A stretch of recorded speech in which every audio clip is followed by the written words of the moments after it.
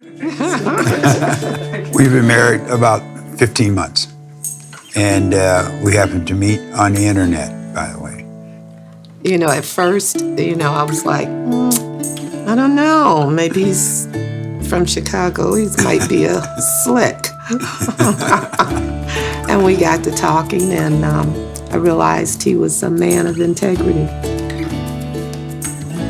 This is the best age ever.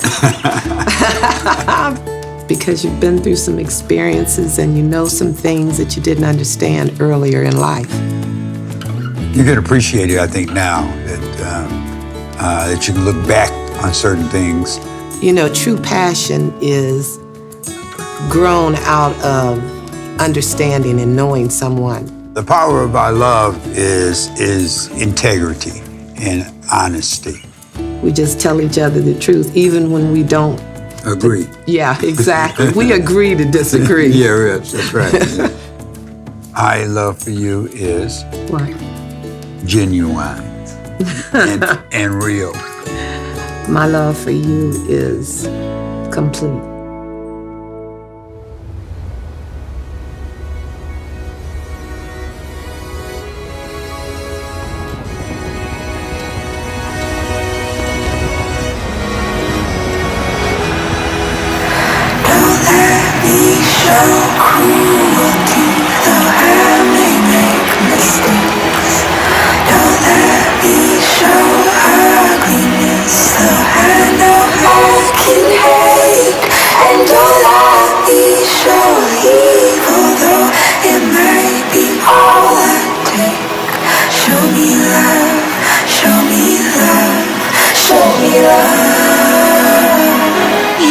I got a crick in my neck, limp in my step, cramping in my muscles every time I try to flex. All I want is to get on.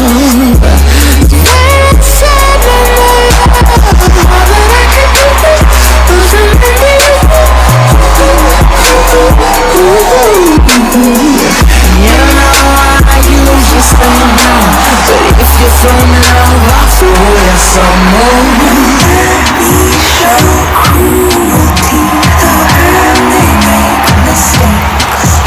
Don't let me show ugliness, though I know I can hate. And don't let me show evil, though it might be all I take. Show me love, show me love, show me love. I see you, you see me. Heavy hands hanging over me. Don't let the feeling that I'm all alone deceive now. Just let me have a show me love. Our love gets better every day. Our friendship has no religion. Love is about who you are and not what you are. I don't see a wheelchair. I see the love of my life. Our love is greater than anyone's hate. It might be all I take. Show me love, show me love, show me love.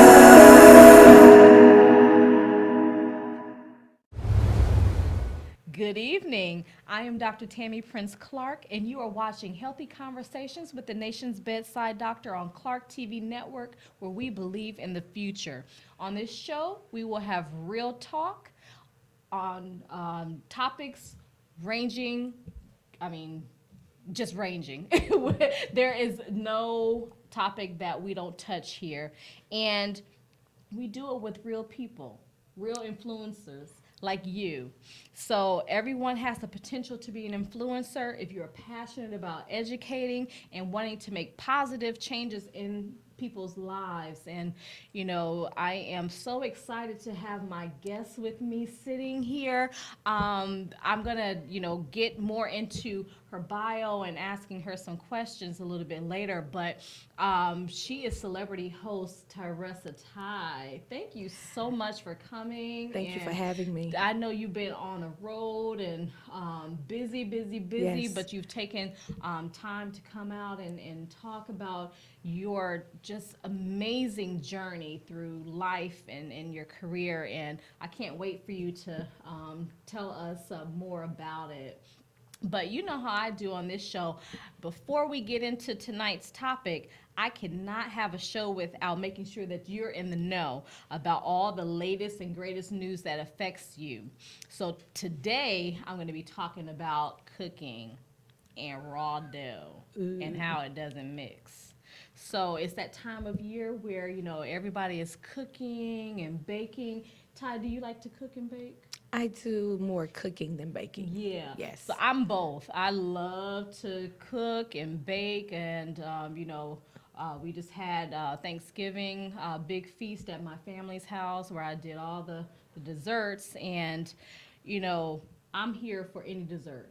Sweet potato pie, red velvet, sugar cookies, you name it, I am there. I'm here to eat it, not bake it.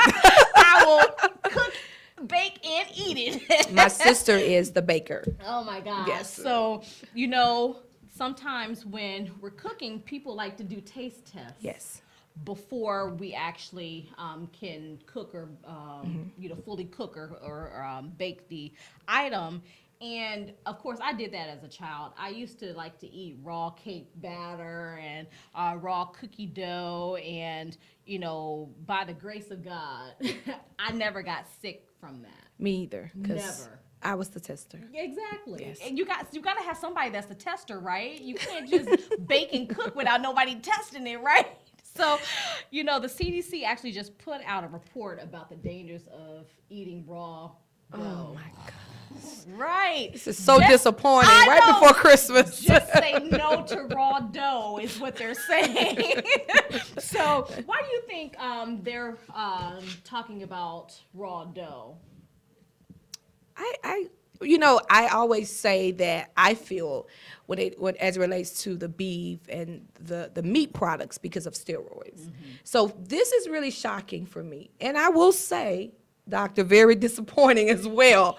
So I'm going to need you to give me a little more feedback to convince me not to lick the spoon at least. Oh my God. So let me tell you why. Most people think it's the eggs. That's actually the second reason. Okay. Raw eggs, and we'll talk about that. But it's actually flour.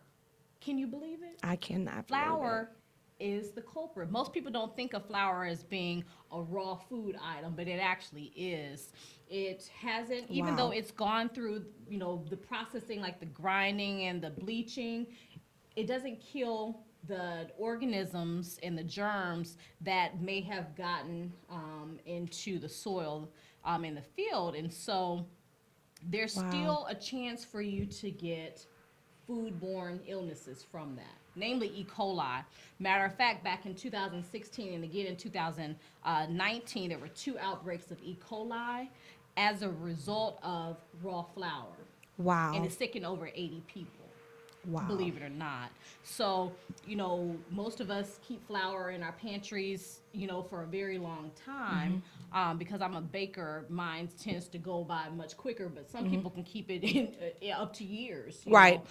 And they have recalled some flour. So just make Wow. sure that you're checking your pantry and checking for recalls of any flour items that you may have in your pantry to make sure that your flour is not on that list. And if it is, please throw it out. So I alluded to the second reason, which is raw eggs. Okay. So I know when I cook, matter of fact, when I did my sweet potato pie, I always put my eggs in last so that I can actually taste first. Wow. So the raw eggs, of course, can contain what we call salmonella. Right. And I'm sure that you've heard of salmonella poisoning. And so the salmonella can really cause people to get sick, just like the E. coli can. So that's the second reason why they don't want us to be eating raw dough, especially when you're using eggs in your products. So they actually gave us some safe food handling practices. Okay, don't taste or eat raw dough or batter, cookies, tortillas, Oh my God. pizza, biscuits, pancakes. I had to actually just make my husband some pancakes the other day. He had this craving, so I had to make him some pancakes, but I couldn't taste the the dough. batter or anything, any crafts like with raw flour. Don't let your kids play or eat with raw dough, and especially like the dough if they're using it for crafts. Don't let them do that. Bake or cook raw dough and batter before eating. Follow the recipe or packaging directions for cooking and baking so that you get the proper temperature and the specific time. Do not use raw homemade cookie dough and ice cream. Now, I don't make my own ice cream. Do you make your own ice cream? No, my grandmother used to make it. Yeah. So if you're making, the cookie dough ice cream, don't use that raw dough. The cookie dough ice cream that we get in the grocery stores, they actually contain dough that's already been treated to kill the harmful bacteria. So don't try that at home. Don't use or make milkshakes with products that contain raw flour, such as cake mix.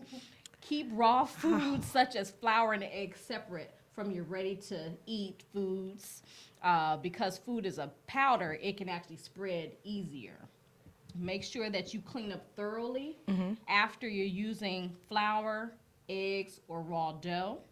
Wash your hands. Not that I Wash agree your with. hands.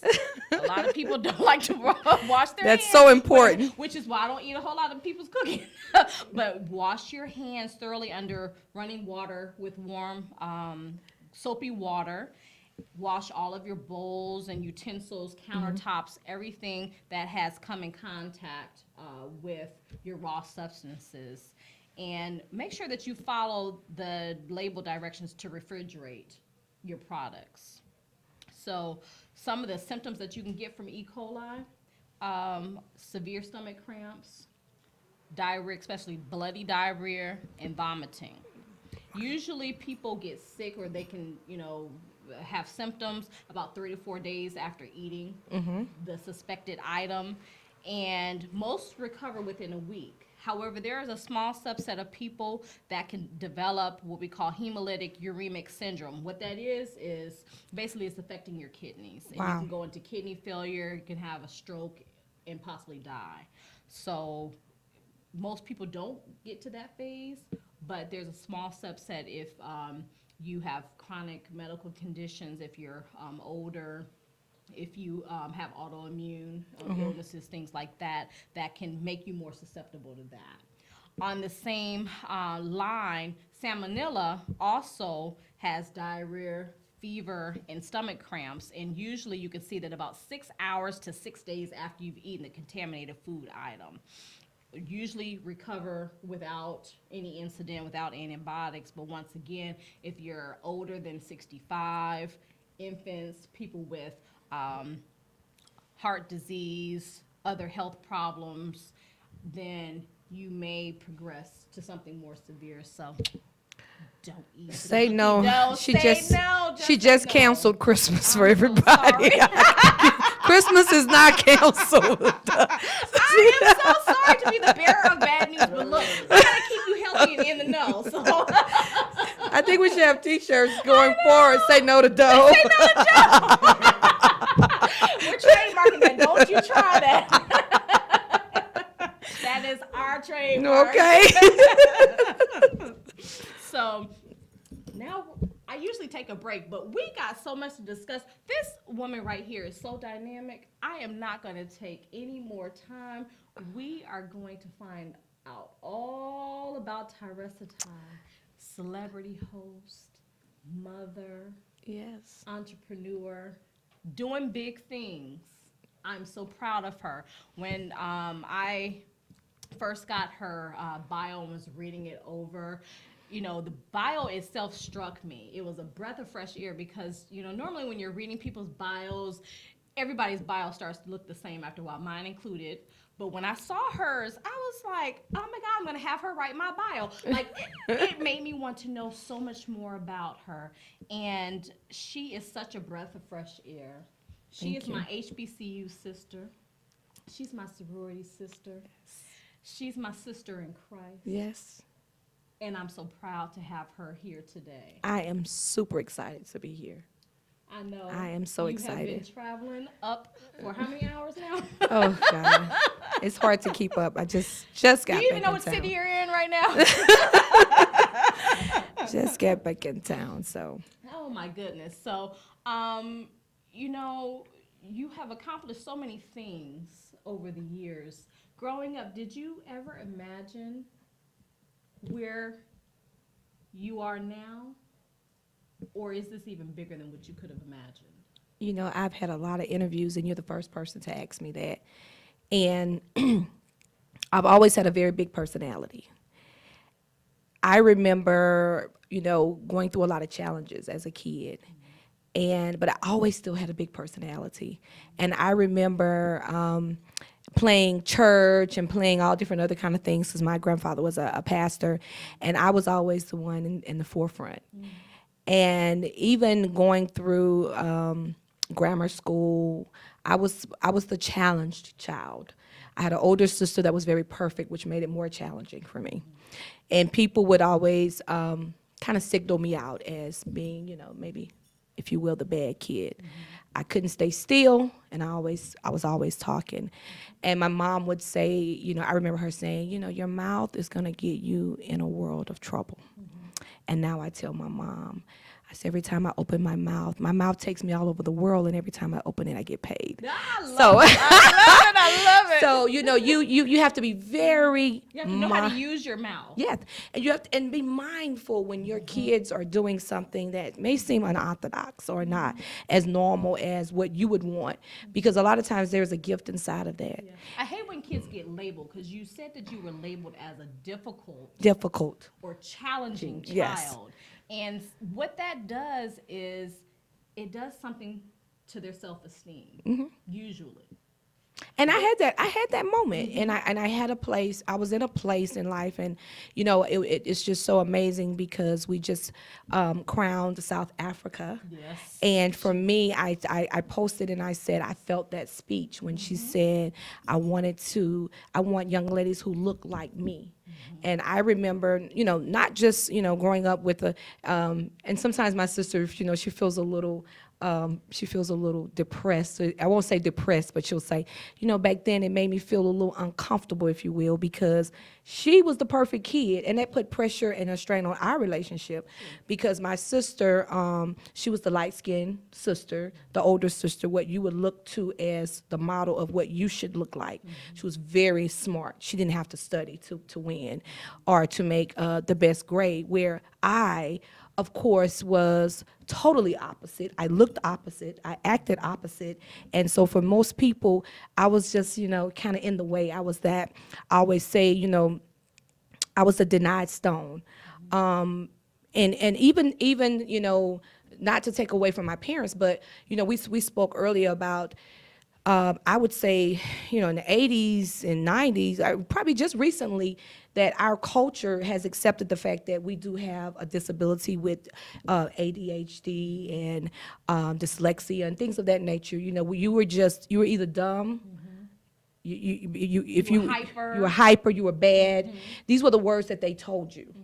So for me, absolutely, there was a point when I had so many insecurities, because I just felt like everything I did was wrong, you know, but I still had that little happy spirit deep down inside that nobody could take away from me, you know. And I always say my grandmother, she was my, you know, saving grace. You know, she believed in me. You gotta have, when I go and I speak, I always say you gotta have someone to believe. You don't need a whole team. You only need You need one human I say one human because, you know, people will say, I don't need anyone. I say, yeah, you need people. You just don't need those people. Exactly. Bec- and it may not even be your family members. Oh no, oh no. And you know, as a child, my grandmother, she always saw the best in me. You know, I speak of my aunt in LA. She was my dark-skinned, beautiful aunt who always told me that the blacker the berry, the sweeter the juice. When I didn't understand why I looked a little different, you know. And my aunt Katrina, she's in the 9th Ward of New Orleans, and she was always just, you know, those and my aunt Ju, they were just like my advocates. They just always, you know, saw when everyone else, even teachers, would see the worst, the challenge, they would see the greatness. My counselor told me that I wasn't college material, that the best I could probably do was a vocational school. Told my mom there was no need when she came to enroll me and to sign me up for any college applications, because that I wasn't capable of completing college. But God said, we're not gonna just let you finish. We're gonna let you finish early, and then we're gonna let you go again and get another one, and another one. Let's talk about that. So, going through school, you finally get through. I get through. You finally get through. Yes. And then you decide, hey, I want to go to college. Yeah, I want to go to college. You chose Southern University. I chose. Well, originally I was gonna attend, and I was accepted at UNO. Okay. Because my sister was at Southern University, and I just felt like I had always lived in her shadow, you know, and I just never really added up to what, you know. And this was nothing against her.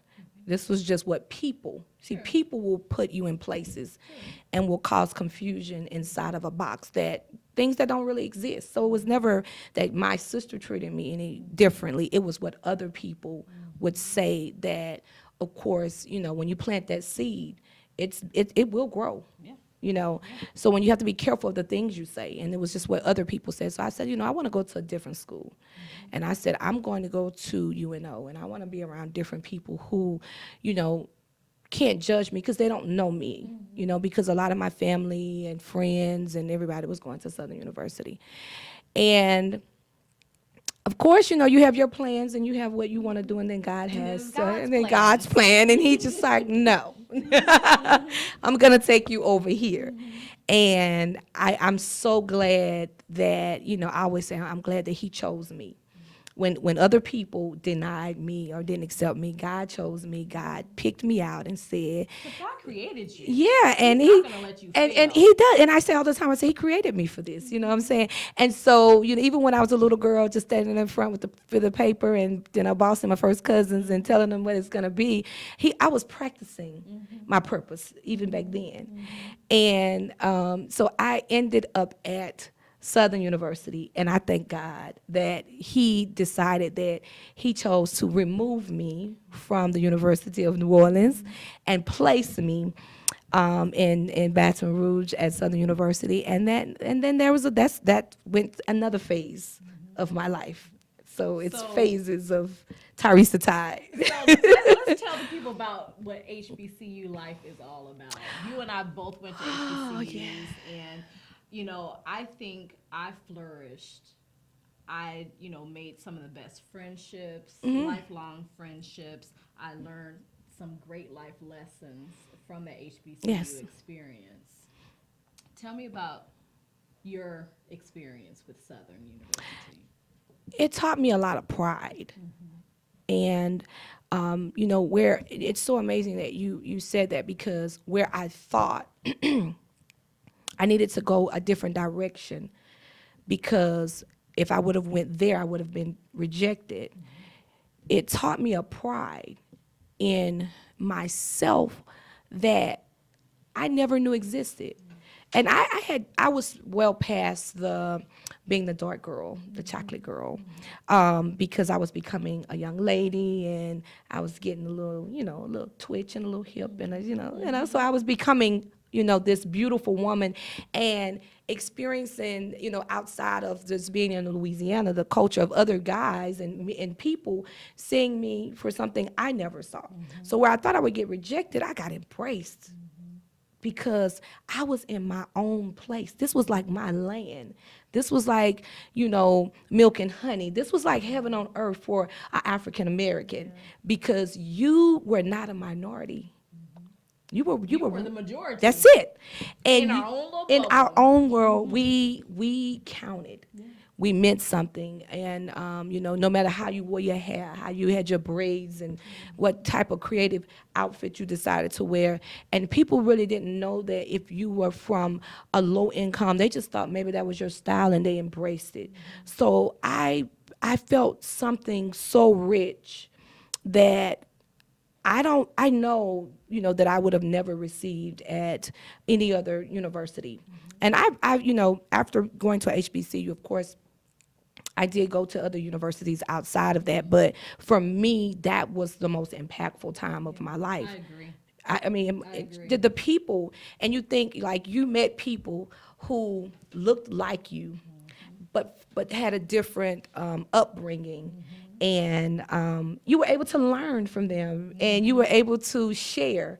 You were able to share the culture of where, because you're Originally, I'm from Cleveland. from Cleveland, and there was a certain way you cook and a certain way you do things, right? And so being from Louisiana, everybody knows that we do our gumbo and so everybody wanted to come home, and everybody loves coming to New Orleans, coming to the South, and just experiencing that part of our culture. Because we're in Louisiana, they say we're a pot of gumbo, because we have the surrounding, like when you look at the boot is what we call it. So much culture, even in the surrounding areas, and so much different dialect, and the way our music and everything is so much in that boot and outside of that. So, for me, being from a rural place, I can just appreciate the experience that a HBCU afforded me. I remember, believe it or not, learning the right utensils to use at a dinner table Yes. at Southern. Yes. Like, people don't Teach know. you etiquette. They teach you everything about etiquette. life, Yes. So that when they you prepare leave you. them, you know how to interact. Absolutely. They prepare us for everything. They prepare us, and we spoke about this from a different angle, but they prepare us mentally, spiritually, financially, emotionally. There were all different types of different just programs and people, and the professors, they cared. They cared, and you just didn't. And I think I know that it's different now. I know it's different now. The generation is different, but I'll say. And the needs, I think, are maybe a little bit different now than they are. So they catered them, and they geared them now towards different needs versus when we were in school versus what we had needs for then. Right.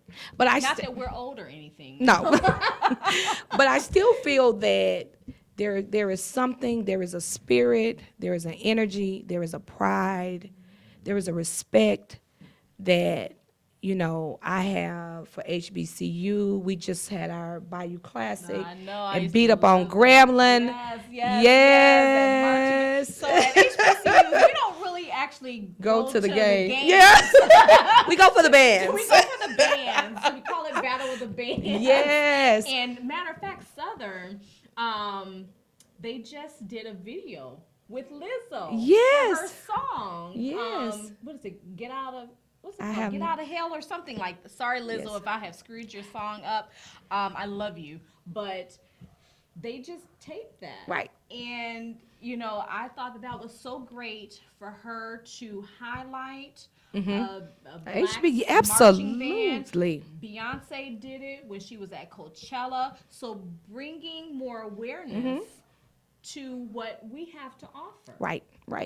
So that's and we've always been known for a great band. Our football team, it's we hit and miss sometimes, but the HBCU when you think about HBCU, you think about the music, the band, the pride, and what I love too is just that our ancestors. When you go to the game and you see the 80-year-old lady with the socks, the shoes, Everything. They're just all they are like here and ready to represent. That's until the day. It's a commitment. It is It's a lifetime It's a commitment. commitment. And My till the daddy day I still goes die. to- Like so my daddy went to Alabama State, and he still goes to the Magic City Classic, and Yes. he's in his 70s. So they're gonna do that until they die. Right. And we always perform. I used to host at the Magic City Classic, and but we've been doing it with Doug. We've been doing it for the last few years, gosh. And he said it. He said, I just don't. I said, you won't understand it. You have to be, in it. I said, because sometimes we know that it don't make sense the way we do it. But it doesn't matter. It does not matter. I said, but we love it. Yep. And I think that, when you think about how, back in the, prior to our time, like we said, we're not old or whatever, but, when they had Black Panther and things of that nature. For me, I kind of relate college or HBCU to that.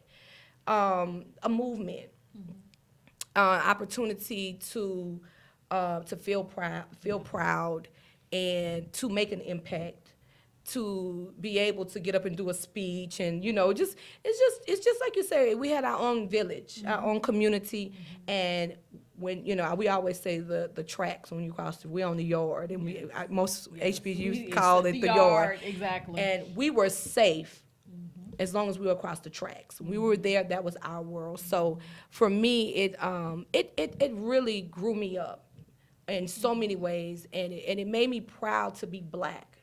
It made me proud to be a Black chocolate girl. Okay? Appreciated. Yeah. And I believe that's when I was good, but that's when I really was like, girl, you bad. It ain't nothing you can't do. Ain't nothing you can't do. Exactly. Now, tell me this, because you did have difficulties in grade school. Did that transfer over to your college experience, or how did you overcome that? When I realized that I think it was like just a professor, and this is why I say that throughout your period of and stages in life that you remember people who saw something in you, or that gave you that extra attention to a need. And believe it or not, and my sister now is a college professor at Clemson, English professor. Wow. And she said, I don't even know how you went, like, you're really smarter than me. Because I think she's just the smartest or whatever. But she said, I don't even know how you made it through school transposing words. Because you actually did not have the diagnosis No. of anything growing up. But I knew something was wrong with me, but I didn't know. I just thought what people told me. And that's why you have to be careful of what you tell people, but more so what you let people tell you to accept it. Yeah. I knew something was wrong with me, but I didn't quite know exactly what it was. And I remember my first semester, I had an English professor, and she pulled me to the side and she said, you are a very creative writer. She said, but have you ever been checked to see if you have just a few challenges with the way your mind is moving a little faster? She tried to say it as nice as like not saying you have a disability. Right. Because I would have probably freaked out. And and she helped me get some help. And that's the thing. She gave me guidance. She told me who to call. She kind of walked me through the process. And I remember crying because I was like, So what was the official diagnosis that you got? Dyslexia. That and I remember when I remember clearly, making jokes when the teacher would tell me to read, because I knew I probably was gonna mess up and I was gonna look like I was dumb. When they asked me to write something, I remember saying one time I was allergic to chalk. I remember this clear as day because I knew I knew it, but I knew that I was gonna mess it up.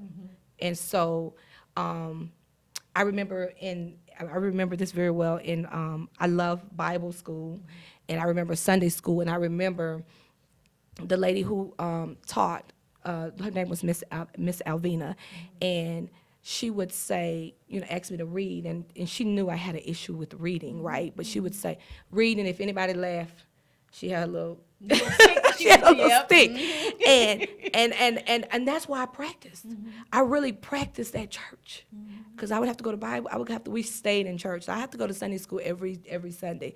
So that's when I really practiced reading. That's when I really was able to kind of understand. But I remember when I realized that I was dyslexic, I said, it was like putting on glasses. I don't know if anybody that's ever needed glasses, and you put them on and you feel You're like like, "Oh, you Lord, have I can missed see." the whole world. Yes. Like I said, the first thing I said was, I'm not crazy. And I just started crying. I said, I'm not crazy. And I realized that, you know what? You're really smarter than the average person, and that for you to be able to function through life and function through school and make it this way, not even knowing something was wrong with you. But when I took the test, clearly it was off the chart. That was my issue. And I was like, wow. That's amazing. That's Yeah. amazing. And you were able to get through school. Yep. You graduated from Southern Yes. with a degree in mass communication. I had my degree in mass communications, and a minor in marketing. There you go. And I graduated within 4 years. That's how you do it. And let me tell you what was so That's crazy. fire. That's fire. Let me tell you what's so crazy is because I graduated first out of my entire class, and it was funny because nobody put pressure on me, to decide what I wanted to do, because nobody thought I could do anything. Sure. So where my sister, she was like, "Yo, you're gonna be an engineer." They were saying, "You're gonna be an engineer. You're gonna be a doc. You're gonna do this." Nobody said, "What are you gonna be?" Because they had no dreams and aspirations for me. And I remember, my grandmother said, "Well, what do you want to do?" And I said, "Well, I like to dance." I'm thinking. I said, "And I like to talk." And so when we went to the council, she said, "Well, we have something for talking. It's called mass communication." There you go. And I went, and I never changed my studies. And think about how many people change their studies. Well, I'm trying to tell you. So, but A I didn't. lot of people do it. But I didn't have. For me, it wasn't an option. So, God is just amazing. God is amazing. It went on through. And then you went after that, got your master's, and you then started having and flourishing in your career. Yes. Now, when you started flourishing in your career, at what point did you say, I finally made it? I haven't said it yet. That's right. I wake up every day. I'm like, I just need to get this together. Yeah. I feel that way every day. Now, during this time, so after you have made it, and you got a good career and everything is going great, the bottom falls out. Right. Katrina happens.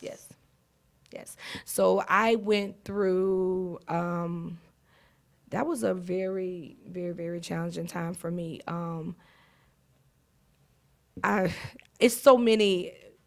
I wrote a book, and I wrote a book which was crazy, because you think of a person that's first of all can't stay still long enough to do anything without taking medication most of the time. But I've learned to manage that, and suffer from dyslexia. But it was so many things that, like, where we're condensing this, but even between that, so many different things that happened. And I remember when Katrina happened, I was at Cox Communications, and I actually went into for an interview. The interview was supposed to be for a rep.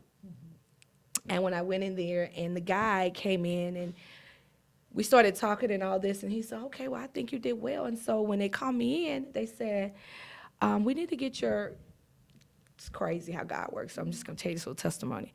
"We need to get your ID." So I'm still thinking that I'm going in as a rep, because I'm freshly out of school. Sure. And so I go to get my, go to HR to get my identification.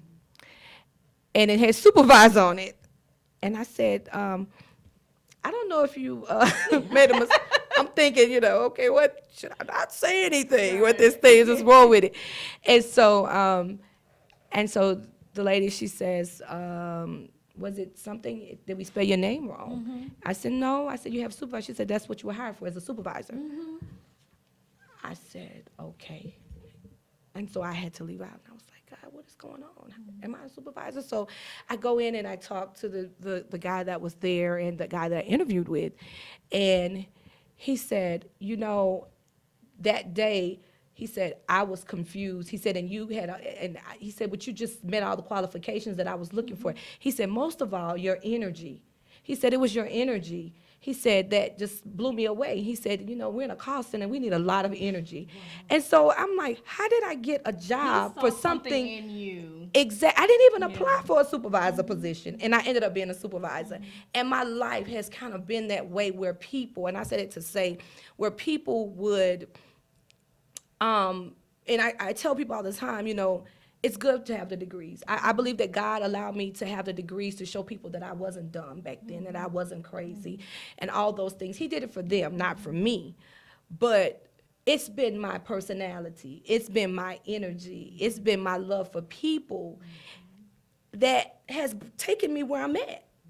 And that was one of the examples, the beginning of my career, where I'm like, when you say that I got something I didn't even apply for, that's God. Like I didn't nothing but God. Then I realized that, the pay was different and all these other things. So that was when I was like, come on, girl, it's something kind of special about you. Yes.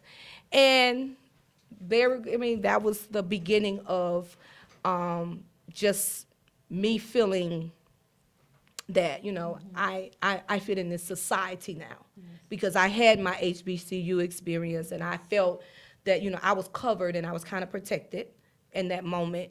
I did do an interview. I did an intern at a radio station and with Enterprise Rent a Car. And I always say that at Enterprise Rent a Car, I learned, I was able to learn, the corporate concept while still being, young and fragile and a little inexperienced because you have, of course, it's more lenient when you're in college, when you do interns. And that was a very good, again, when I got that job, I just always been a go-getter. And, I went out there and I'm like, I'm applying for everything. And I remember saying, guess who called me back? A rental car place.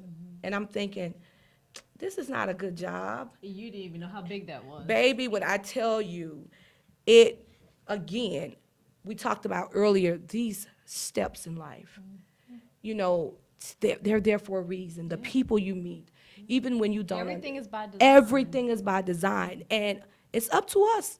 I could have said, I don't want that job. I'm not going to take it. It didn't feel important enough because my other friends had jobs. My other friends had jobs with General Motors and Pfizer and all this. And I'm like, I'm at Enterprise Rent a Car, like, why? And there were those moments where, I would reflect back to, well, it's just me. Like I'm being picked on. I'm not good enough. And God would always say, no, you're special. I gave you this because you're special, right? I gave you something different. And in that process, I learned so much. I had a manager that really embraced me and helped me understand the concepts about corporate America that I knew nothing about. So, young girl coming from, low-income family, coming from a rural place, I didn't know all this. You weren't supposed to have these things. Yes. And Statistically. No. And you think about it, and for me, you think, and I always try to encourage people, things are always not what it seems. I felt like I was working to go and rent cars and do this, but when I tell you, that was a very integral part of my life that shifted me to another place and allowed me even to get the job when I was at Cox Communications. So, yes. Absolutely. Career, you had everything. Then you had Hurricane Katrina come and wipe everything out. Yes. And you had to rebuild. Yes. All over again. Yes. People who you thought were going to be there. It was that experience was it's almost like a numb experience because it was so big that the world couldn't hardly handle it. I mean, people from all over the world, globally, just was amazed by it. They never seen anything like that No, before. it was crazy. Like, I had never seen a natural disaster in this country of this magnitude, and there was no one there to help. Yeah, it was, and it was so many emotions because at the time, again, I was a supervisor, and I had a team. And I remember it so well. I remember, whatever color your badge, that's when I didn't want to be a supervisor because we had to stay behind and let our team go. Sure. And we had so many different scares, and we're known for in New Orleans we just have a hurricane party because we have so many threats of hurricanes, and I remember clearly that particular hurricane where we had just met a big goal, and we're at this place called Sweet Fire and Ice, and we were celebrating until the sun came up. And I remember my mom calling and trying to, call me, but my phone had died or whatever. And I just remember looking around and I could feel something in the air. It was funny, it seemed strange. And I remember and I started looking at the gas stations. And I was like, why is everybody lined up at the gas stations? Yeah. And it was like, while we were in there just doing our thing, it was some things going on that we knew nothing about, and social media wasn't as relevant then. I don't even remember what they had, maybe I don't even space something remember. or whatever. Yeah, I never, MySpace, yeah, I think was out at the time. yeah, it wasn't as big as it is now, but I remember just like saying, I think it's this time. This is the time to go, and it took us 21 hours to get from New Orleans to Houston. Wow. We would stop, go, stop, go, and I remember just waking up the next day and the life as we knew it Was over. Yeah. And I had employees that were stuck in the Superdome. I had employees that had, one employee got raped. Some of them died. Some of them didn't make it because they didn't leave. And just, like I say, when I told you earlier, it was more than stuff then because I was much younger, and it was more of an emotional thing that happened versus I can get this back. And just, the deaths and the city. You can't get life back. No. You can't get those When relationships back. when it was so big that it was beyond stuff at that moment. And I think, it was definitely a lessons learned for me, but coming back and starting to rebuild. Let me tell you what happened with that, though. Although I was in a place where, I worked for a good company, so they housed us and they made sure that we were good. I went through a divorce. It was just a bad time for me as a single mom and losing things. And then it was so crazy because when we were coming back, I was on a team that was Restore New Orleans with Cox Communications, and I was a liaison, and they needed somebody to kind of step up and help out. And of course, I'm just that person with the energy, so I said, okay, I'll help out. It was then when I started to be more involved in the rebuild part, is when my hosting abilities came out. Because at that time, I had a baby, so you're thinking, I knew that it was I felt like, your time passed. Like, to do the radio, the television, I wasn't getting paid enough. So I had a child, single mom. So I had to do more business type work. So I felt like, well, that season passed for me. But it was through a crisis. And that's when I tell people that God will turn pain into purpose. Absolutely. It was through going through the helping rebuild and partnering with the HBOs and the Showtimes and all these different people to help restore our city of New Orleans and restore our Cox, because it was a utility, phone, internet, and TV, that I became the SME and the person who was the spokesperson. I remember so clearly the guy came and said, "How much you charge the host?" I said, "Host?" Because in my mind, it was more of, anchor, reporter. Right. And MC is what I'm used to hearing, right?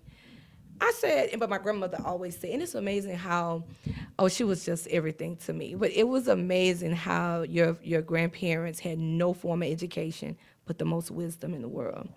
And she told me when I went to college, you don't let people know what you do. Don't let the left hand know what the right hand do it. Don't let people know what you don't know. Just shake your head and go. Act like you Yeah, know. she said, Yep. and go look it up in the encyclopedia, dictionary. And she would always tell me when I got my job at Enterprise, I was in a district where I was the only African American female, right? She said, when you go to those big meetings, you just say you'll have what they have, and if you don't know what to get, And it's just so amazing, the things that she taught me that I didn't, really, like, what is she talking about back then? But it was through that process. I just said, "Oh, okay." I said, he said, the host. I said, what do you tell me more information? I said, I need more information because I didn't know what the hell he was talking about.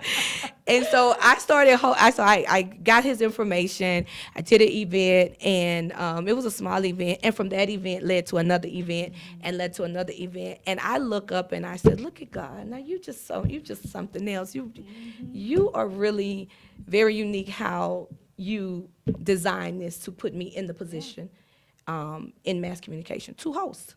And so that's how I shifted into that before coming to this. That's right. And in between that time, though, you dealt with homelessness. Yes. You dealt with another natural disaster.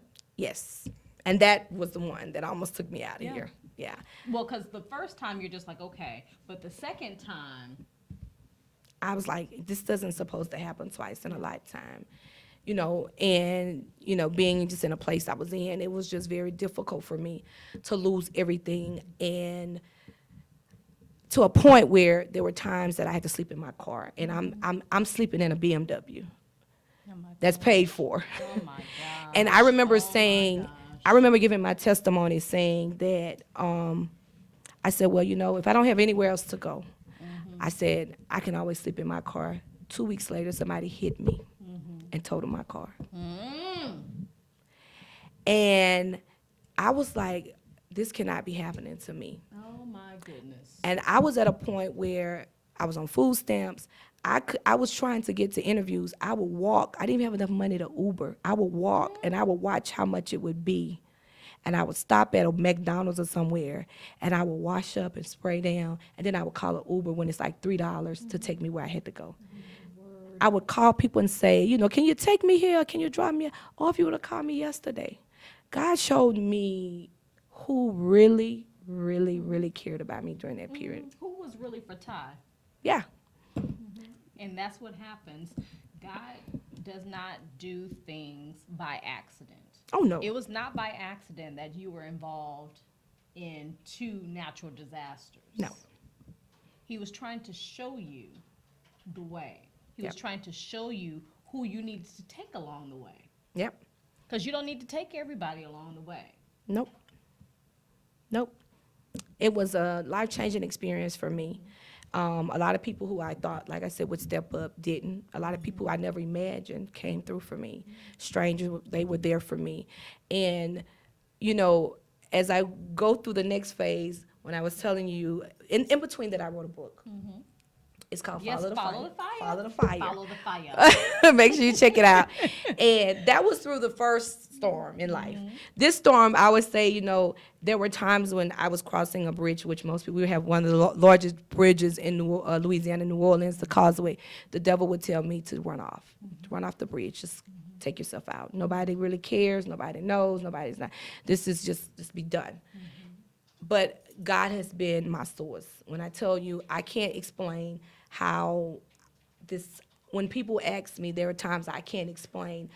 All I know is that, my pastor said when you plant a seed, there's a harvest, and I lived off in harvest.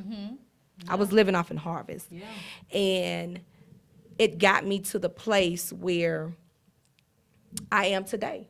I mean, when he told me to write a book again, that was something that I said I'm not doing. I'm like, I You can can't barely. tell God not to. Yeah, but I'm you're like, not gonna do me something. write a book? The person that transposed a Instagram post? Yes, Write a whole yes, book? yes, you. And I am tapping you. yeah. And I just say you have to be obedient. You know, you have to be obedient to the Spirit because He knows where He's taking you, and He knows that. And again, it's a choice. You a know, choice. and you know this being such a dynamic, phenomenal, successful woman yourself, that there was a time when you had to go right or left, and it was a right or left. It was a me or God, and it was when you took the God path is when you were able to arrive at a different destination, and it took you to the next path in life. And that's you know where I said through both storms, moments when I had to sleep in my car, didn't know. Only thing I knew for sure is what I was gonna eat because I had my food stamps, you know. And being a single parent of a son of one, and going through his emotional challenges of going through both storms and being, you know, it was a moment when he had to live with his dad and he was going through emotional turmoil as well. It was just like we were just in a place where I didn't know what I was gonna do, where I was gonna go. And that's when, you know, when the Bible says, you know, I tell people all the time, I curse a lot and God is working on me, but I love the Lord. But there was a place when I remember my sister told me, she said, read Job. And I said, I don't want to pray no more. She said, read Job. I said, I know about Job. I've been in church all my life. I don't. She said, read Job. And I said, I read Job. And I remember being just on the bathroom floor, and I read it, and I broke down and I cried, and I said, God, forgive me, because I still have my family. I still have my son. I still have my mother. And so I haven't lost it all. And I got my mind. I said, as long as I got my mind, I can get all this stuff again. And that's when I just got rejuvenated. And I was like, you know what? I'm going to take what I have, and I'm going to work it, and I'm going to follow the fire and take all these challenges and let it open the door. Whatever you take your challenges and create an opportunity. Absolutely. Absolutely. You are now brand manager Yes. for the legendary Yes. hip hop artist. I grew up with him. I'm sure you have too. Doug E. Fresh. Yes. Oh my gosh. To go from all of that, from your childhood all the way up to now. Brand manager. Yes. Yes. Brand manager. Yes. And road manager. And road manager and all that's in and between. managing whatever needs to be That's managed. all that's in between. I am so proud of you. You are the epitome of pulling yourself up by the bootstraps and not letting one situation define you as a person. Thank That is you. an amazing testimony. And I'm blessed to know you. I'm blessed to be here. And Dougie should be blessed to know you as well. Wow. Thank you. What does that entail, being brand manager? Well, it's so much. I do so much as it relates to the media side, making sure everything is intact. I handle inquiries about booking him. I travel with him 90% of the time. And just handling all the logistics from a management standpoint when we're on the road, and a lot when we're off the road. So my phone rings all day long. When he first gave me the job, he gave me his phone, so I have his number. So imagine everybody who knew Dougie Fresh calling me. Calling you So that instead was of my him, first right. test. Yeah. And it's an amazing job, and I feel so blessed that God gave me the opportunity, that He chose me again out of all the people in the world for the world's greatest entertainer. He chose the right person. That He chose me. He chose the right person. He chose the right person for this. And now, when you're not working, you're still working in your community. Tell me about some of your community events. Well, I have a huge initiative called Divas and Dolls. This is my Yes. 6th year. I'm Yes. super excited about it. So this is a collaboration of 25 at this point women across the globe. I think we have 16 states now and 22 cities that will all have one common goal to make sure that every little girl in the world has a doll for Christmas. And that is very important. I feel like as women, entrepreneurs, movers and shakers that have came from different, all walks of life, and God has allowed us to be successful, that we should go back. And we should show little girls that may not be as fortunate to have a role model what a successful woman looks like and what they can be. And we go under bridges, we go to shelters, halfway houses, we go to hospitals. We do a lot of donations. We mailed over $200 last year. And it helps entrepreneurs that are small business owners that can afford to go buy 100 bikes. Their family, their friends, they come together, they donate dolls, and then we distribute them all over literally all over the globe. So I'm excited. Last year we had Tamika Tiny Harris, which is Tips T.I.'s wife. We collaborated. She was amazing. She went above and beyond. We had the support of Sister Circle, and we just did it really big, and we were able to make a huge impact. And I'm just excited you gave me this opportunity to come to your amazing show as well, to share not just my life story, but just being inspirational. Just an inspiration, because it's not about me. I know I shared a lot about me, but that was for me to just to encourage others to follow their fire and not let the struggles and the tests and storms of life, literally,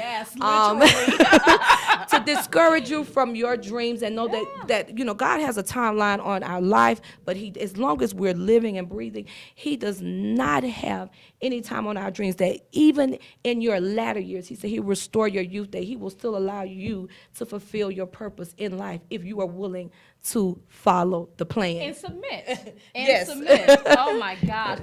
Before we end, can we talk about this? Save the date. Save the date.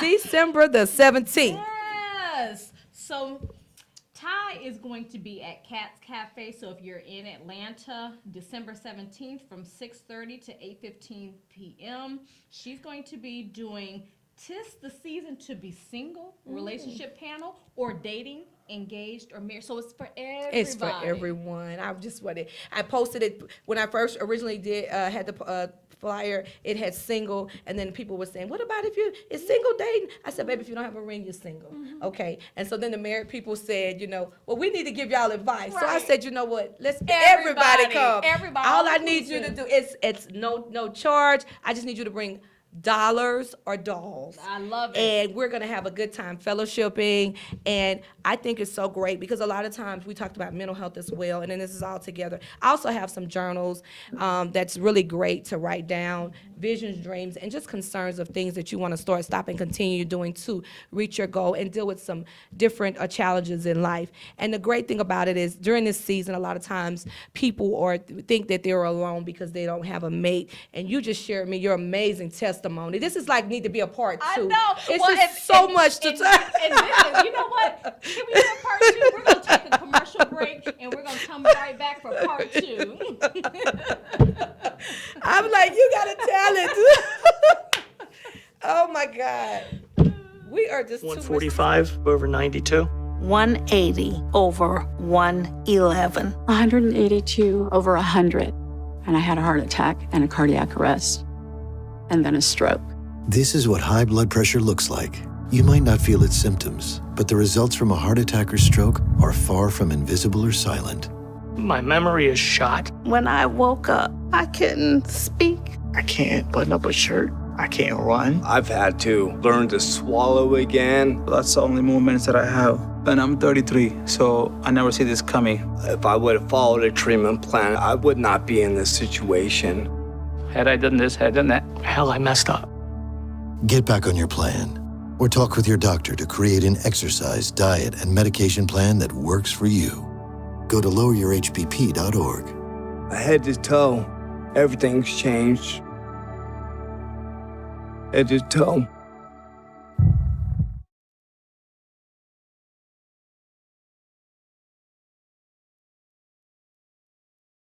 $145 over 92. My mother was always very active and independent, and she was familiar with her neighborhood. But one day she stopped at the stop sign for much longer than usual, and she didn't know whether she should go forward or turn or just stay at the stop sign, and she wasn't even really sure where she was at. It was very unsettling for her. It's important for you to talk to someone about it, to bring the family in on it.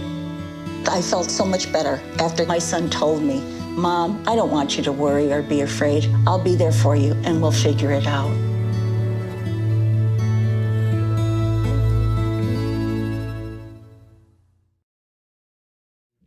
We are back for part 2. Look, we have so much to discuss.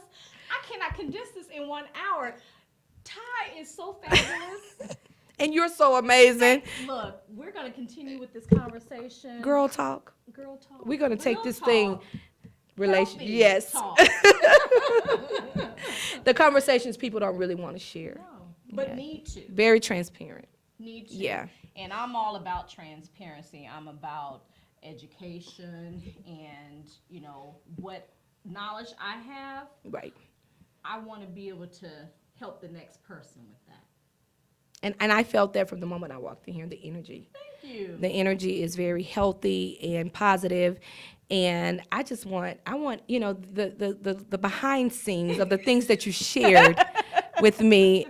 I could be out of order, but I just want everybody else to know, because I want to share, because I was so motivated as a single woman and single professional woman, and you know that I feel like everybody else should know it as well. And it was so appropriate the way you tied in "'Tis the Season to Be Single" for our upcoming December 17th panel and celebration for Divas and Doll Mixer and Collection.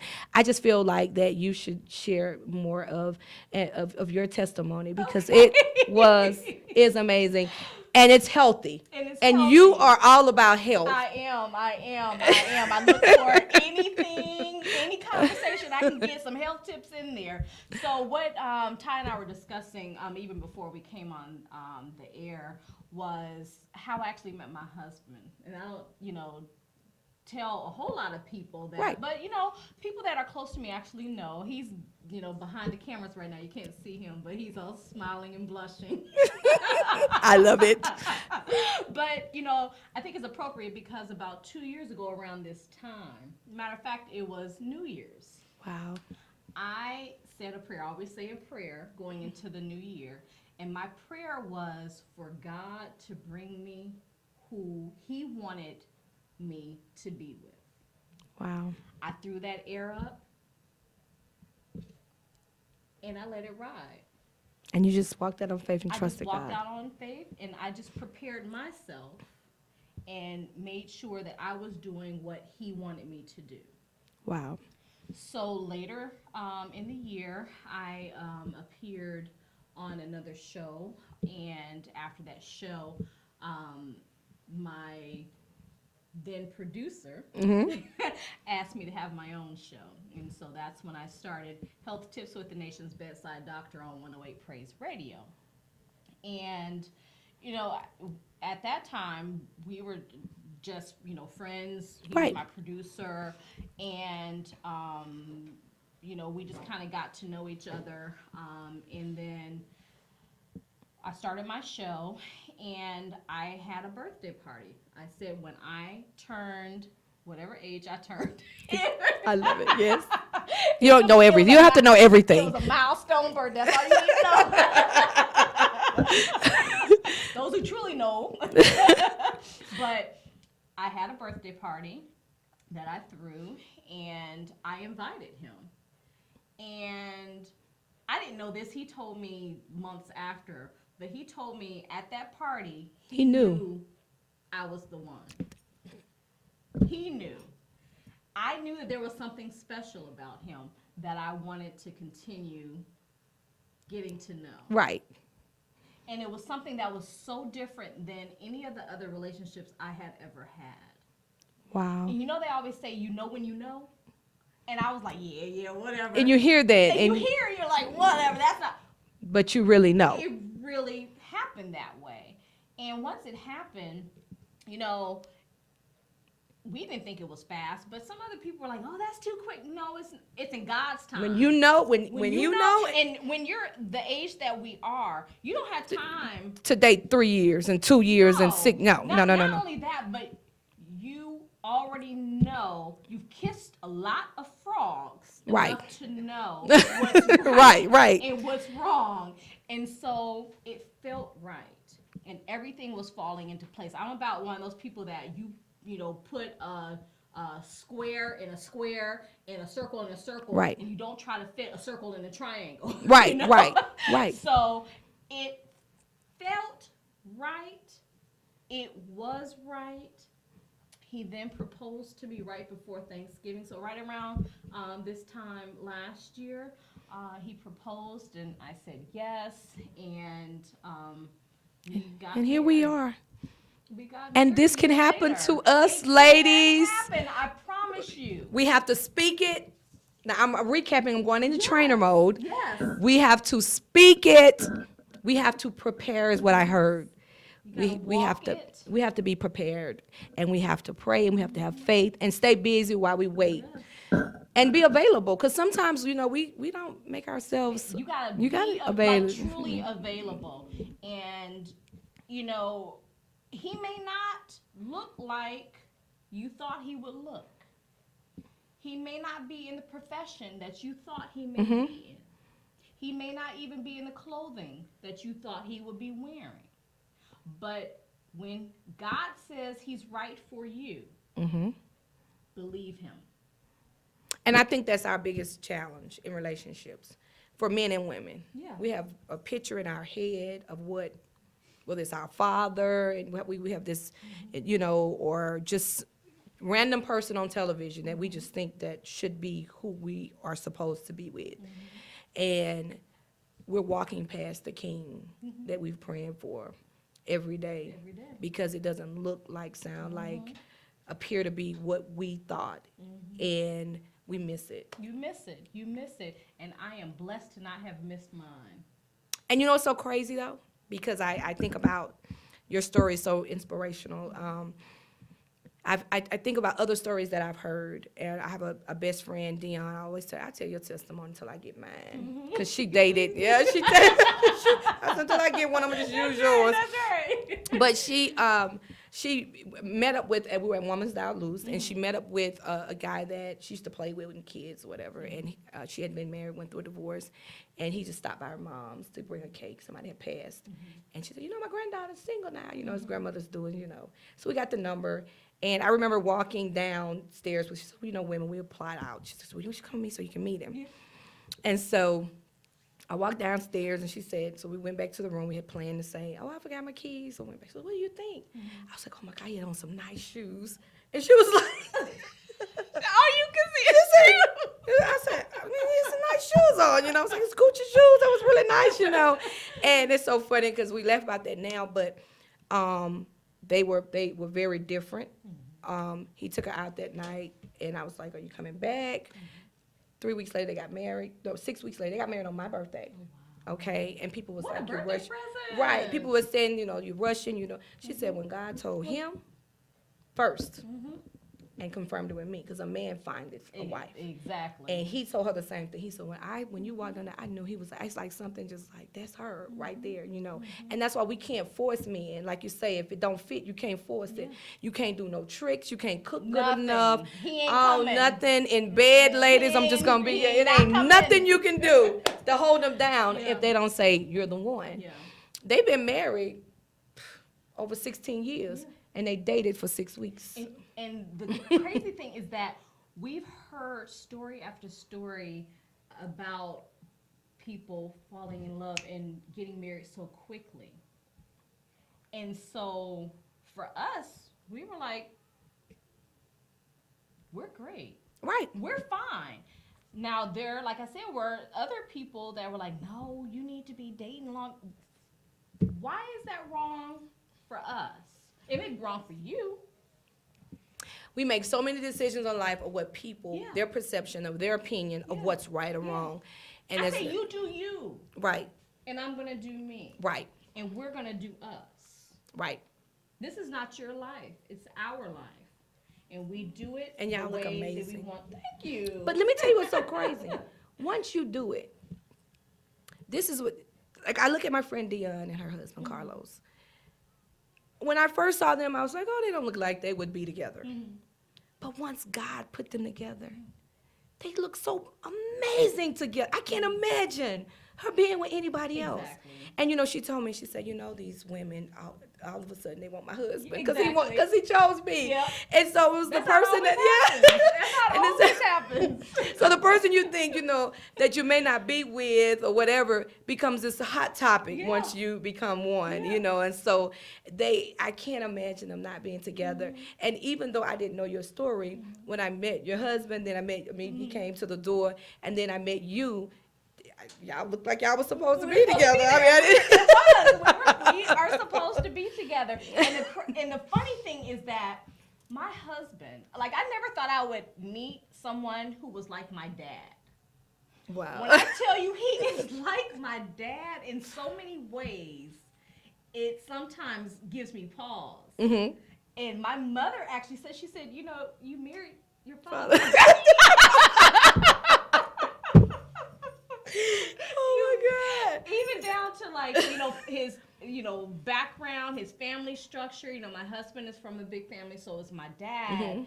Mm-hmm. And they were, the baby boys of their families. It all makes sense. I was supposed to be with him. Yeah. And even though it took me this long to do it, I was supposed to be in this position. Because you chose God's way. I chose God. Yeah. And I gave it to him. Wow. And I submitted. And I made sure that I was whole. Because a lot of people will say, that's good. That person completes me. No person should ever complete you. You should be whole coming into a relationship already. Absolutely. Absolutely. And then you complement each other. Exactly. Like you all. And he makes the best coffee in the world. Oh my God. I know. My husband is perfect. And even when he's not perfect, he's perfect for you. Me. Yes. So this has been such a great experience for me. Yes. It's been very inspiring. Like I said, you inspire me, and I am just amazed at what you've been able to do and what you're doing now and what you're gonna be doing. Why don't you tell us some of the things that we can look forward to in 2020 from Ty? Well, you remember my grandmother said, don't let the left. I'll just say this. I won't be slowing down. No. I will not be slowing down. I am working on a few projects, and if you follow me on social media at Fire, F-I-Y-A-H, Fire. Tyressa Ty, Tyressaty, you will see the journey. When I say follow the fire, follow me. In the process, I'm gonna light your fire. And I'm gonna put a fire under you to be through my journey, to motivate you and show you even through the challenges, because I know the challenges will continue to come, but God will still be God, and He will still allow me to surpass all of the roadblocks, and will allow me to flourish and be even greater than I even imagine, exceedingly abundantly and above what I am living right now, saying that I don't remember technically asking for this, but if you are obedient, God will give you greater. And we spoke earlier about when we're demoted, it's because of the choice that we made. Yeah.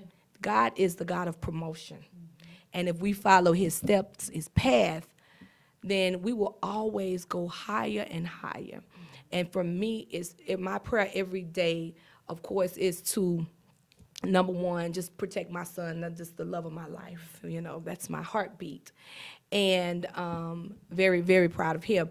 And that's my first prayer. And for me to just hear from you, to order my steps, and to bridle my tongue, because it is my lifeline, but the tongue can be very destructive as well. And so to hear from him and know when it's time to make decisions, which way to go. Because it's so important. Because our flesh, and especially if you're women like us who are empowered, and we're creative and we're go-getters and we're natural leaders, we have to slow down sometimes and make sure we're not doing our will or what we desire without God's approval. And for me, that's the thing. In 2020, I am excited. I have a sofa now. So, since my last storm, I said I'm gonna go live. Got at home more than about 3 days. Right. So. I travel so much. Sometimes I'm on a plane twice a day. We literally have shows twice a day. I thank God for that. How many freaking flyer miles do you have? It's so many. It's so crazy that I've traveled so much that I don't want to even take a vacation to use it because I'm always. You don't want to get on the plane. I don't want to get on a plane. And I will say that the perks of we've been to Jamaica several times, Cancun. We've done Steve Harvey, Tom Joyner. Yep. So those are little perks from God and the job, job perks where. There's some other little perks that I know I was reading. I love to read. And I was reading Christy Teigen did an interview, and she was talking about some of the perks that she as a celebrity has. So one of the perks for airports is that, you don't go through the typical security TSA. checkpoints. Right. I go straight you actually through. have Yes. a different way of going. So that's exciting, Yes. especially in Atlanta. When I first started, I was like, oh, God, I'm going to just have a stroke here. Right, this is worse than a Saints game. I was like, and I love football. Yes. But, and so now it's just smooth sailing. I just swoop through, and I have most of the time first class. We book flights late because of the way we move. And so as soon as I get on the plane, I go to sleep. Before I remember being so scared. I would call my mom and everybody and text her and say, okay, pray for me, I'm about to, and now I'm just like, whatever. I'm out. I'm like, right. okay, God. I'm good. Yeah, and I'm then, covered. right, and now the flight attendants will wake me up and say, we're here.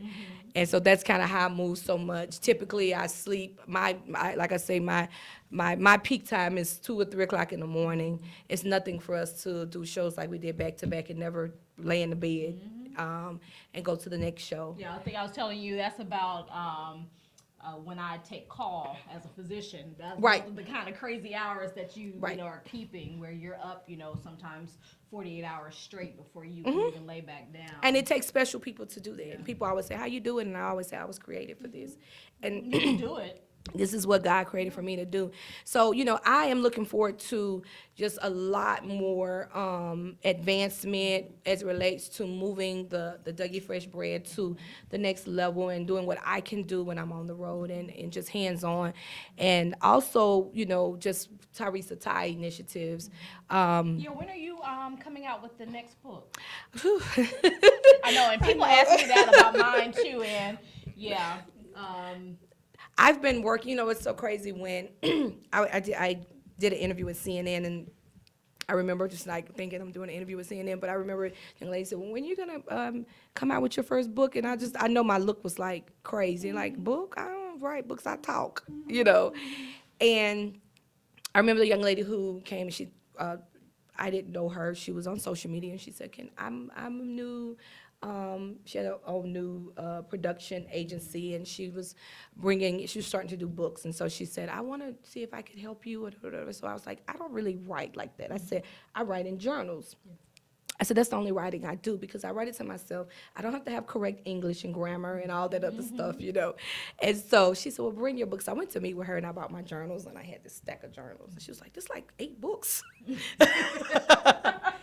And from that, God gave me the vision to do journals. So I'm the journal girl, and I realized that all the walks and the paths and the different things that I share with you today, they were all in a journal. Everything I was feeling when I felt not good enough, insecure, incompetent, when I felt like I was off and I wasn't pretty enough, or this, that, the other. All of that was back then. And I go back and look and say, girl, now you just all that. And you're so funny, because people say, you think you all that. And I want to say, I remember when I thought I was nothing. So if you think that I think that I'm all that, then I'm all that. I'm all that. Because I remember those days, and it's so to reflect back. I think journals are so healthy. It tells your story.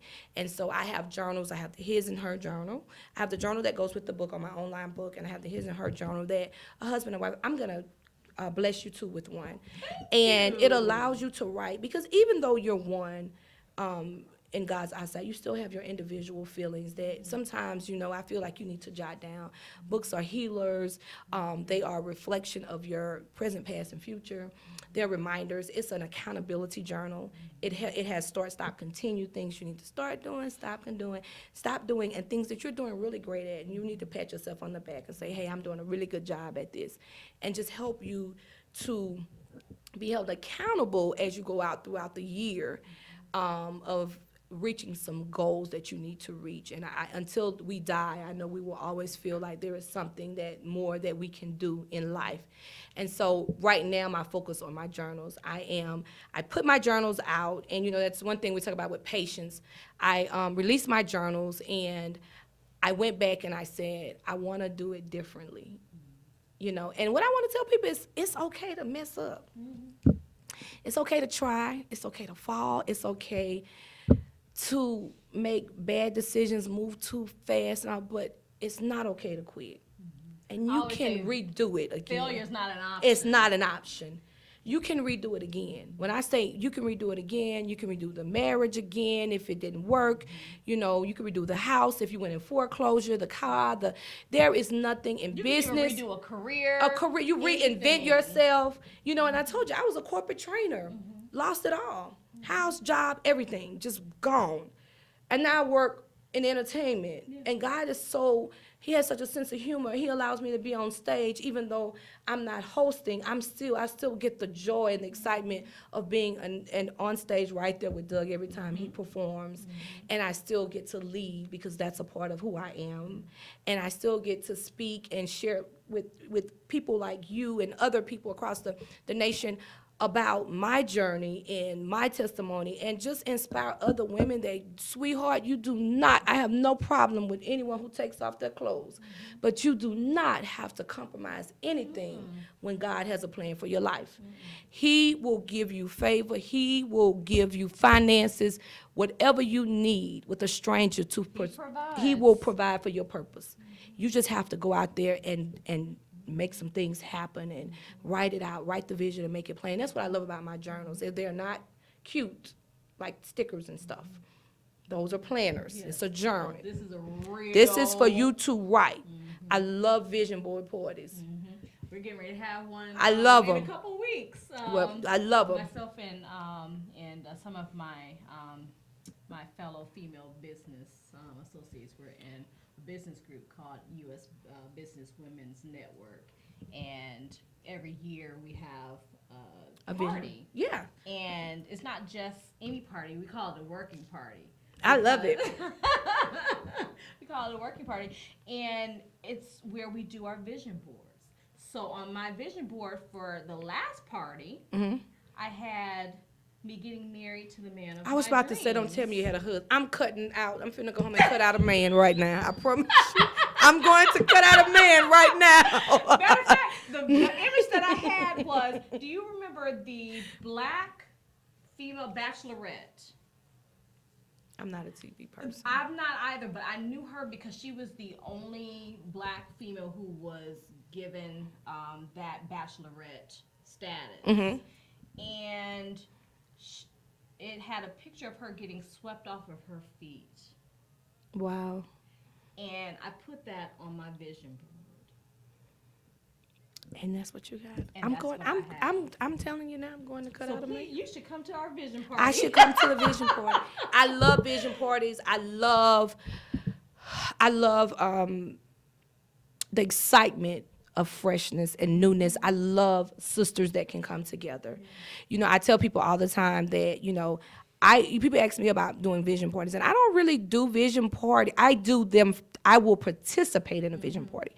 But with my journals, I say after the vision party, then come see me. Because you have to have a visual of what you want. And then you have to write the vision. But you got to have a vision. Have the vision. But now you need to write it and make it plain. If once you put it in writing, once you put it in black and white, it's a done deal. It's done. It's done.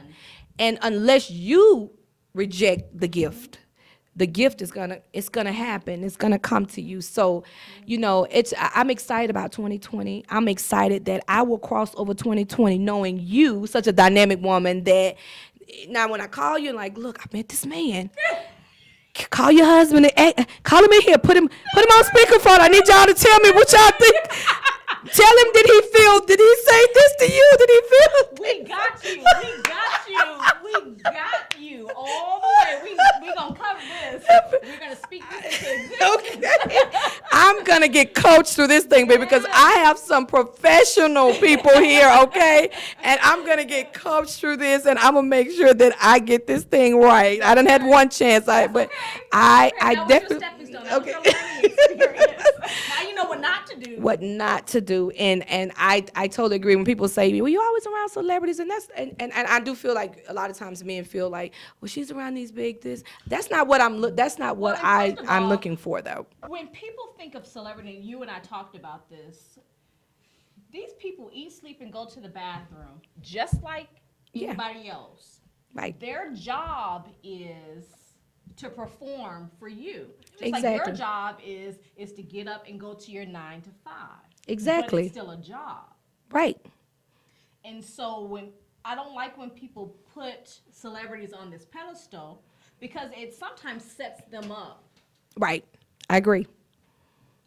They're regular people. Right. And when you're around them all the time, I don't see that. No. You see all the nitty and gritty. Yes. And regular people they call. I mean, it's nothing. I just the other day was talking to Teddy Riley, just like, hey, Ty, he calling, talking. I remember like 10 years ago that probably I passed out, but now he's like family. We talk. We're looking for opportunities. Yeah. I talk to them all the time, and they love when people treat them like regular people as well. Exactly. So for me, I again like you. I'm not in a hurry because I'm busy, and I always put on there, catch me if you can. That's right. Because I'll be moving. I'm not stopping. I'm not waiting on you. I'm prepared for you, but I'm not waiting for you. If you want me, come get me. You better come get me. Don't be shy. But I do have requirements, and first thing is you got to love the Lord. You got to love the Lord. That was my requirement, and I got a God-fearing man. Yes. Now, there are some requirements that you cannot compromise. No. And that was, for me, a non-compromise. Absolutely. I'm very happy. Mm-hmm. I have joy. Mm-hmm. And even when I have hard days, I have joy. I'm in a good place. Mm-hmm. And so a man has to come in and he has to be, again, he has to compliment me, what I do. He has to be able to support. He has to understand when I move that he can, give me a kiss and, maybe give me a little pop on the rear end and say, go do your thing, baby. And not say, well, you leaving again or you doing that. Exactly. So for me, it's not about... you can't be jealous. No, it's substance. All the physical things and all that, God knows what I really need. He knows that. And, I always say, I don't want to roll over and scream, but I don't have to have Denzel Washington. Right. I have my own Denzel, right, and that for me, and I'm happy. I do get lonely, and I hate when women, and you've been in this place years ago, and I hate when women say, I don't need a man, and I'm not lonely. Oh, yes, you do. You were designed. God would have never made Eve if he didn't think, Adam needed anyone, That too is because they're trying to lessen that loneliness. Right. They don't want people to know that they truly need Great point. somebody. And so as women, we've been told, don't show your weakness. Right. And loneliness is actually a weakness. Right. And so while women tell themselves or tell other people that they're not lonely, they don't need a man, you do. Right. And that's a valid point. Yeah, that's a great point, and you're absolutely right. And I remember being in that place before I became whole. And you know what the great thing about it is when you become whole, you can't. I have men that said they're after me now. Mm-hmm. Men see you differently when you're whole than when you're weak, because you attract men, but it's the wrong ones. The wrong kind. And they know it's something about you, and they kind of pull back because they can see the wholeness, they can see the healthiness, the confidence that you have. And a lot of times, people say, well, when you're this, that, the other, men are intimidated. I said, well, that's just not the man for me, because my man is going to be a strong. He may be humble, but he's going to be strong, because I shouldn't have to change or back down, and he shouldn't have to change either for us to become, like you say, making it fit. I don't have to push it into a circle, into a triangle. But I do agree with women not, feeling like they can't say they're lonely. But one thing, I was thinking when you said that is when we say that, what we're doing is speaking that over our lives. And we continue to not be with a man because we say we don't need a man. Yes. It's crazy, we talk about writing and the visual, but the tongue, what we speak is so important. That's another component of making the dream happen is I always say you have to speak things into affirmation. existence. Yes, absolutely.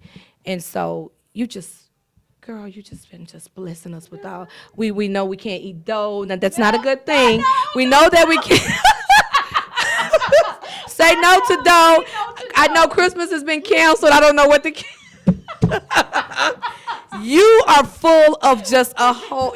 You are the new pot of gumbo, because when I tell you, you bring so much life to everything, even when it comes to the health and the mental and the physical part of it.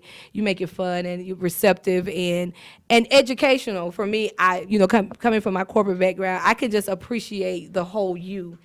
And what you bring, and I hope the audience can appreciate it as well, and make sure they continue to support you, share, as a woman in the industry, as an entrepreneur, no matter what color you are, that you are bringing something vital in all walks of life that is necessary. And I just want to say thank you for having me. Absolutely. And for you to continue to just bring that, be that light. I'll be the fire, you be the light. All right, I can do that. Fire and light. Yes. We're trademarking that too. Yes.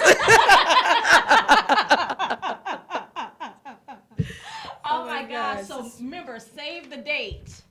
December 17th. December 17th. Cafe, Atlanta, Georgia. 6:30 to 8:15. We are going to be blessed with Ty and her relationship panel. Yes. 'Tis the season to be single or dating, engaged, or married to. And still happy. And still happy doing that. Please follow on, give them your social media. FIYAHTYRESSATY. Fire Tyresa Ty. Make sure you follow and tag a friend. Tell them to join along. Yes. And bring your cutout of your man. Or your female, your wife. Whoever. We're cheering for the men and the women. That's right. So before we end though, I do want to ask you a question. Mm-hmm. Take us on a day in the life of Ty. Well, you won't sleep. Just to prepare you for that. My days blend. Yeah. Sometimes I wake up and I don't know exactly what city I'm in. Mm-hmm. That's a true story. I wake up and I okay, where am I at? Mm-hmm. The time sometimes escapes me. The day, Tuesday, especially when I'm going in from a Thursday to like a Monday or Tuesday. What is very certain is that my phone will always ring, which is a good thing. And emails, sometimes I can't keep up. I always apologize as it relates to personal, for business I keep up.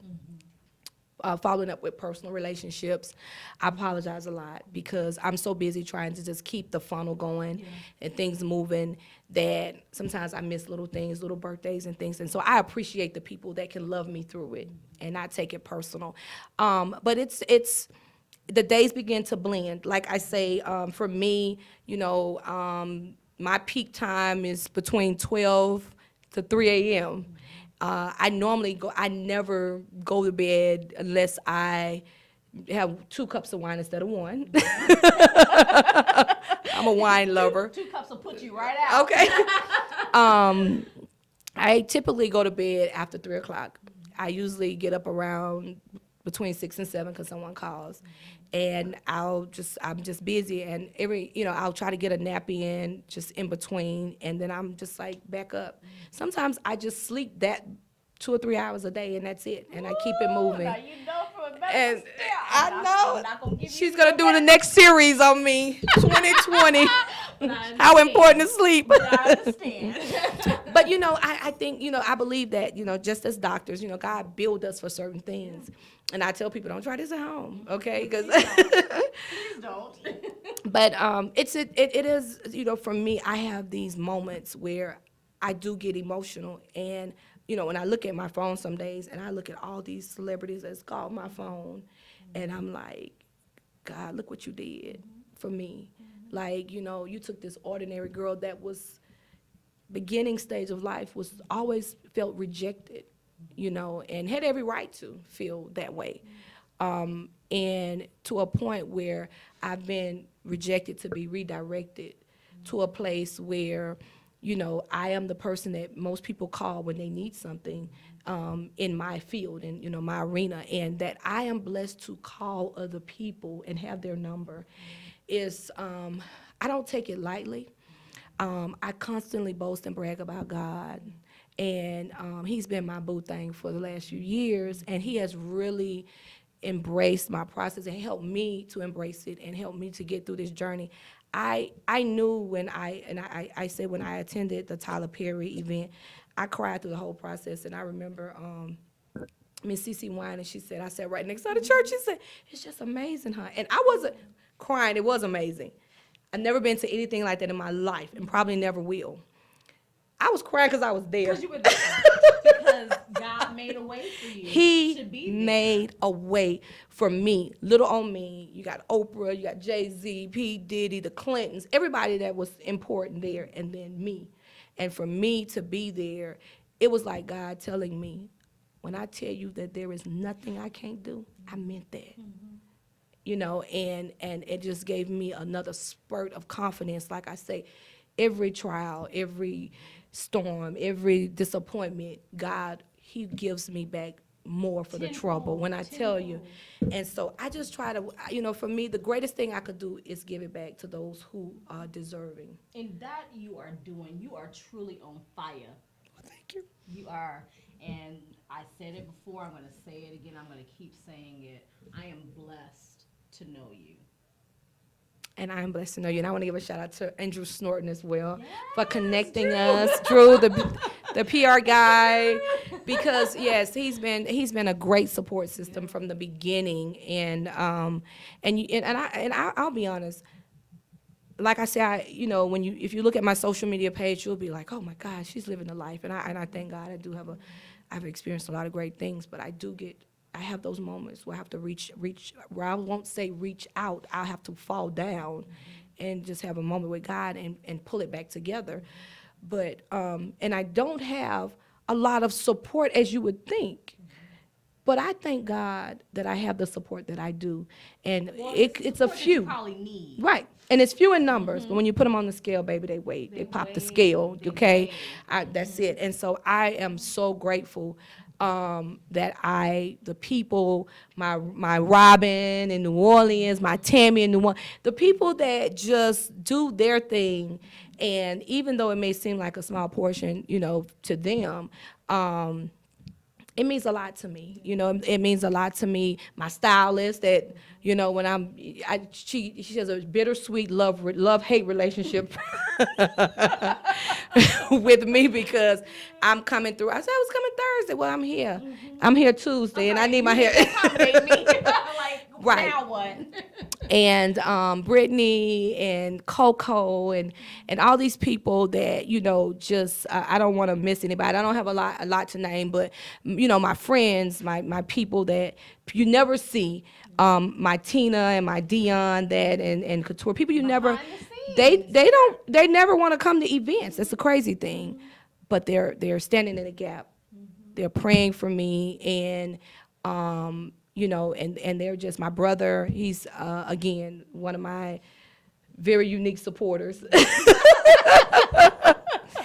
And I just want to thank, my family that's out there, cheering me on, and those, and we have to focus on those who, and take the moment. I said those names because I meant it. I can't leave out my Gigi, Sylvia, in Baton Rouge, and Derica.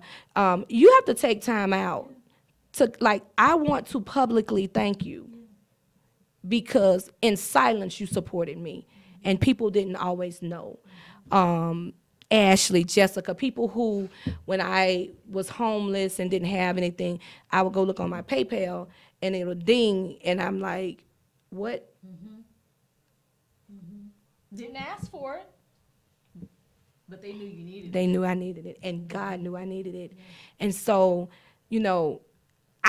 what I do know is that, when I get to that place, when you say, well, what you accomplish and how you feel, I still feel like I'm just not doing enough. But I just said, Lord, bless me, let me be, quickly be able to bless people, more so than myself. I want to be able to see me be able to bring my family together and pay for everything, and to have my friends that supported me and never asked for a ticket, to just say, hey, go grab a bag, we're going on a shopping spree, I just need you to bring enough clothes to get through the day, and, fly them somewhere. When I think about being successful, I think about being able to help a young lady that wants to be a model, a young man that wants to rap or do these things, and be able to, kind of like we said earlier, guide them and show them the way. For me, that's when you, not just being a legend, but being able to leave a legacy, is when I'm successful. When people can come back and say, I met this lady, and she did this for me. She helped me, she guided me, she opened this door for me. That's when I will feel like, and although I've helped people, don't get me wrong, but I just want to do it in a different way. I want to be so impactful that there is a shift, there is definitely a move, there is definitely you can feel the heat from the fire, And I know without a doubt in my mind that, God is going to do those things for me. And so I'm just thankful. I'm thankful for, my grandparents and my godfather, all these people, my parents, people who went through those stages with me, the stages we talked about. And you went deep. I've never went that deep before. I'm wondering if I want to say, can you edit that part? I got way too comfortable. It was the coffee, the good coffee. And I've never shared, and I've had several interviews, and I've never shared that much. But, I feel like God is taking me to a place where maybe it's time for me to be a little more, not that I have anything to hide, but be a little more transparent, so that, people can really see, what he can do, not what I've done, but what he can do. You've done none of it. I've done none of it. Yeah. He's done everything. He gets all the glory. He gets all the glory. Yeah. Once again, thank you, Teresa. Thank Ty, you. Celebrity host, brand manager for Dougie Fresh, coming onto the show, blessing us, enlightening us, encouraging us. That's what this show is all about. Healthy conversations are good for the mind, body, and soul. And hopefully they will make you want to get out and do good in the world. Success also actually begins with having great, healthy conversations, which can then grow to meaningful relationships and connections. Yes. Thank you for watching Healthy Conversations with the Nation's Bedside Doctor on Clark TV Network.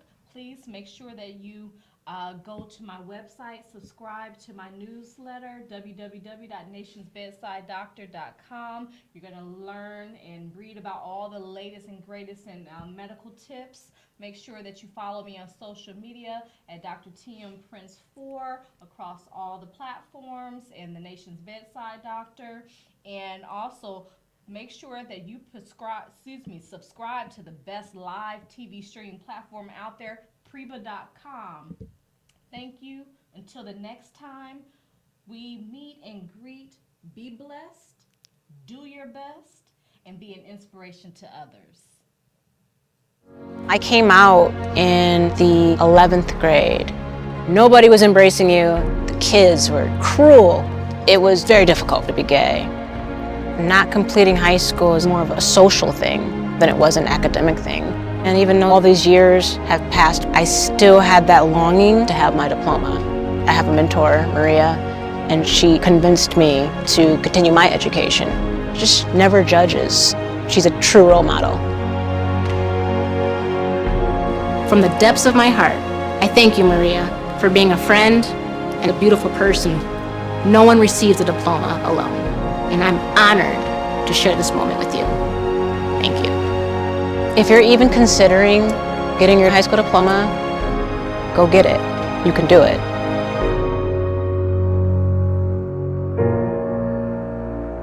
Find free adult education classes near you at finishyourdiploma.org.